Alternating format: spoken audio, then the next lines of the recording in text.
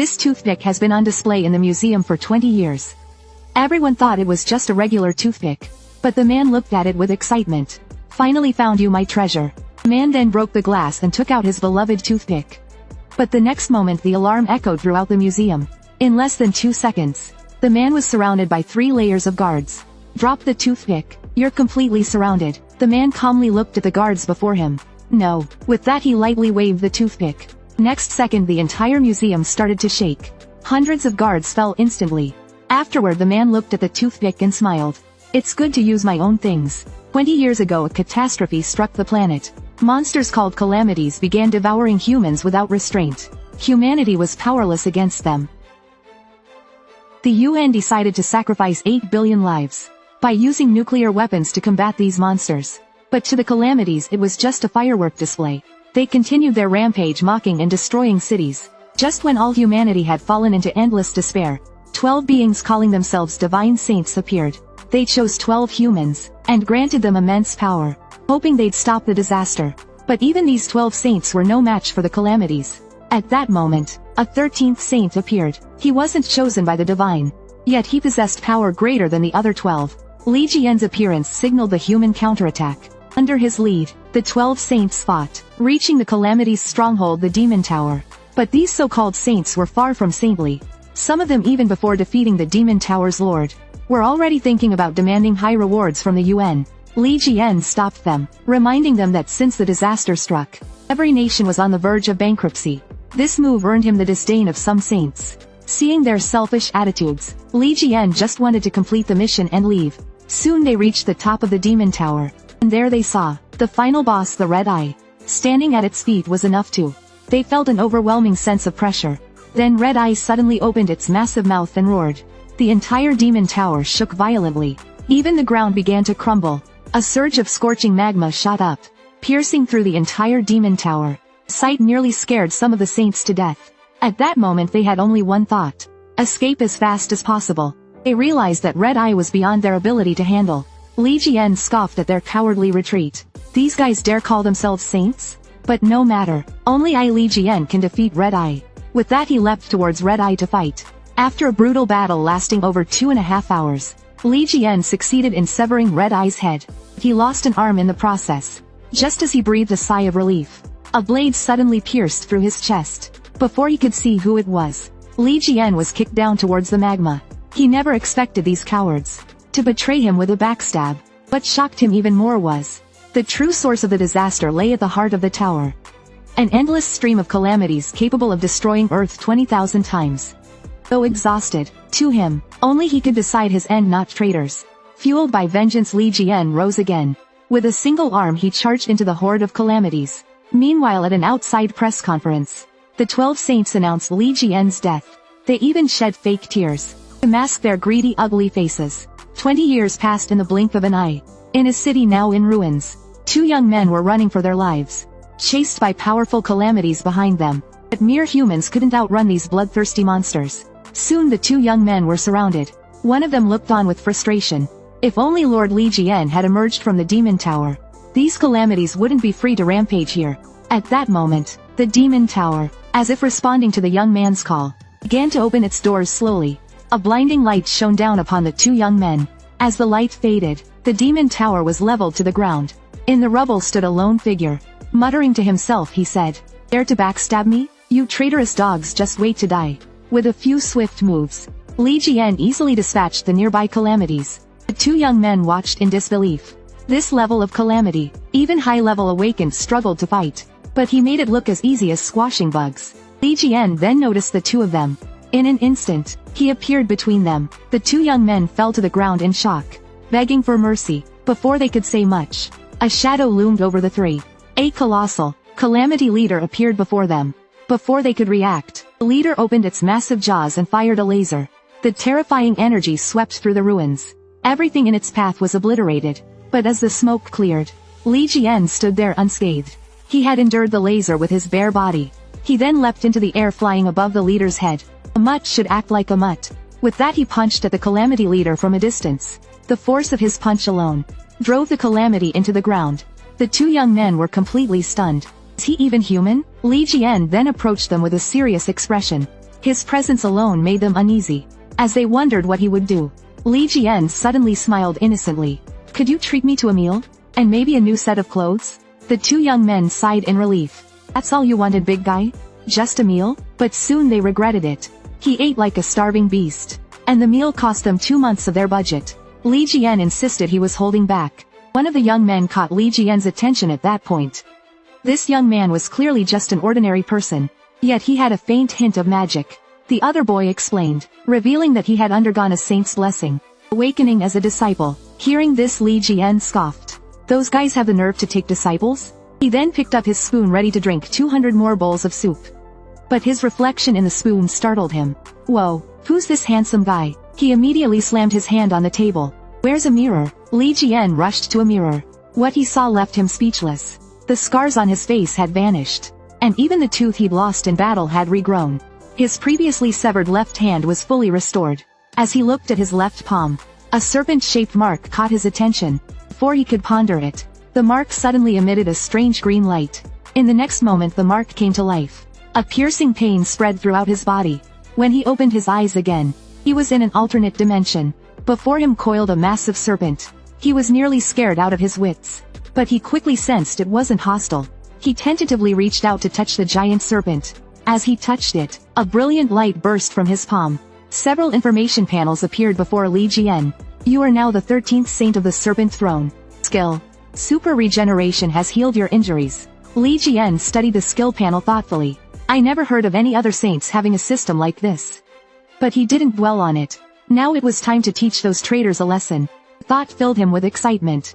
The two young men beside him were terrified. Is this guy a bit crazy? Meanwhile, news of the Demon Tower's collapse had spread widely. After all, it was a landmark tied to the 13th Saint Li Jian. Some thought it was the work of rival disciples. But seeing the corpses of high-level calamities nearby, others speculated that Li Jian had returned. Among them was Yang Wei, the Aries saint. He immediately held a press conference, claiming that his disciple was responsible for destroying the Demon Tower. Then he quickly left. Inside, Yang Wei was in a panic. Could it be that Li Jian is really alive? But he quickly dismissed the thought. There were millions of black-level calamities in that tower. How could someone like Li Jian, who never received a divine blessing, survive? Meanwhile, at an airport, Hugo, one of the 12 saints, had just landed. He received the news of the Demon Tower's collapse. This brought him back to 20 years ago, the night before their mission began. As a prophet, Hugo had sought out Li Jian. He warned him he might die on this mission. But Li Jian thought he was insane, cursing him daily. The next day the mission began. Li Jian tasked him with guarding the exit. After eliminating escaping calamities, Hugo entered the tower. The other 11 saints only returned with Red Eye's head. As he predicted, Li Jian was left behind forever. After that incident, the 12 saints shared the glory of the mission. They became supreme heroes with unmatched power. Hugo had wanted many times to return to the Demon Tower to find Li Jian. But the other saints always opposed him. Under public pressure, he eventually gave up. More than 20 years had passed. Even if Li Jian was powerful, he couldn't still be alive. As he was lost in thought, Prime Minister called him. Hearing him bring up the tower's collapse again, Hugo felt a headache coming on. He assured him that Li Jian was indeed dead. But the Prime Minister's next words left him stunned. Li Jian's private line just rang. Hearing this, Hugo froze in shock. How could this be? He looked down at his own phone. Could it be that the calls coming in were from? Hugo checked his phone. There were over 30 missed calls. And a voice message waiting to be played. When he played it, Li Jian's cold voice came through. "Oscar, I'll find you and end you. Good luck." Hearing that familiar voice, Hugo knew Li Jian had truly returned. Meanwhile, on the other side, Li Jian looked at his phone with a sly smile. Otis has grown bold, daring to ignore my calls. He then curiously examined the device called a phone. He hadn't realized that in these 20 years, the world had changed so drastically. So he asked the two young men, "Can this phone show news about Li Jian?" With their careful guidance, news about Li Jian flooded the screen.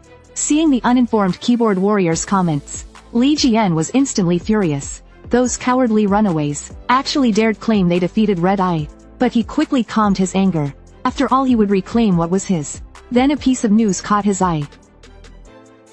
It was about his will.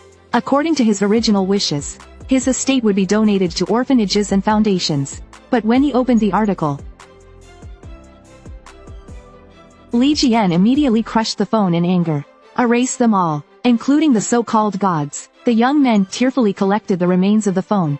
But Li Jian now faced a dilemma. He encountered the greatest problem of the 21st century. How to prove he was Li Jian?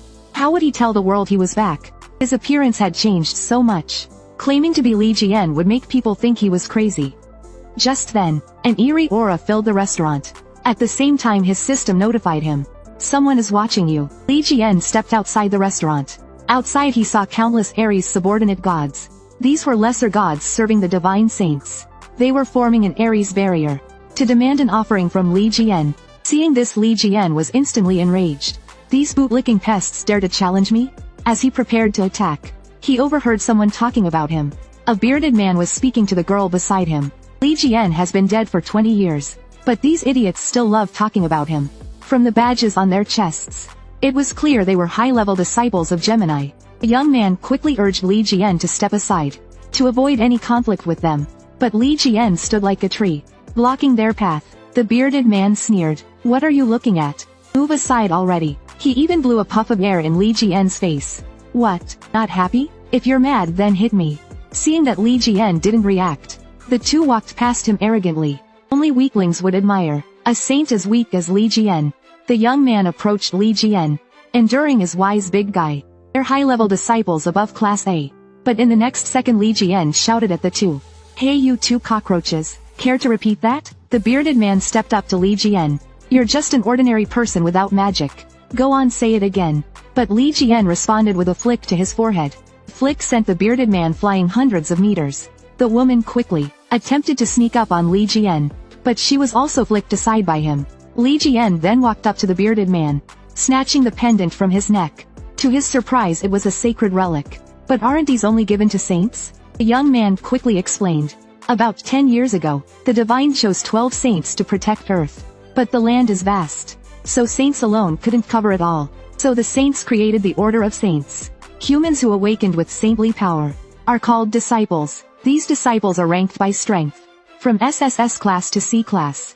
And the divine gains power from their faith. So they grant sacred relics to chosen disciples. Hearing this, Li Jian clenched his fists. It seems the world has changed more than I expected. Just then, the Ares subordinate gods surrounded him again. These greedy gods loved the sight of blood. They wanted Li Jian to finish off the man and woman, and would reward him with riches. The young man beside Li Jian was terrified, knowing that these gods represented the constellations. Defying them meant opposing the divine. The young man urged Li Jian to comply with their demands. But Li Jian was furious. He was itching for a target to vent his anger on. Thinking of the saints who had backstabbed him, Li Jian was about to explode. He raised his left foot, then stomped the ground hard. A terrifying surge of energy erupted around him, instantly shattering the surrounding barrier. The subordinate gods were sent fleeing in disarray. The two young men beside him were in shock. This guy is definitely not ordinary. Then shamelessly Li Jian followed. One of the young men named Li Jiming home. As soon as he entered, Li Jian smashed all of Li Jiming's relics to pieces. Turns out these weren't holy relics. They were cursed objects that attracted calamities and spies. The more he thought about it, the angrier Li Jian got. Those damn saints not only took my inheritance, but dared to use relics to bleed people dry. Just as he was about to smash the last relic, Li Jiming's roommate Sheng Kai entered. Seeing the scene, Sheng Kai was furious. This guy actually dared to smash all the relics from the Holy Order. He angrily demanded Li Jian's name. Li Jian simply replied, I am Li Jian. This pushed Sheng Kai over the edge. Not only did he smash the relics, but he dares to impersonate my idol Lord Li Jian. With that he unleashed a surge of magic. Li Jiming was terrified. Brother, run quickly. Sheng Kai is a die-hard fan of Lord Li Jian. But Li Jian instantly appeared behind Sheng Kai and flicked him, sending him flying. Stop threatening to destroy the house. And yes, I really am Li Jian.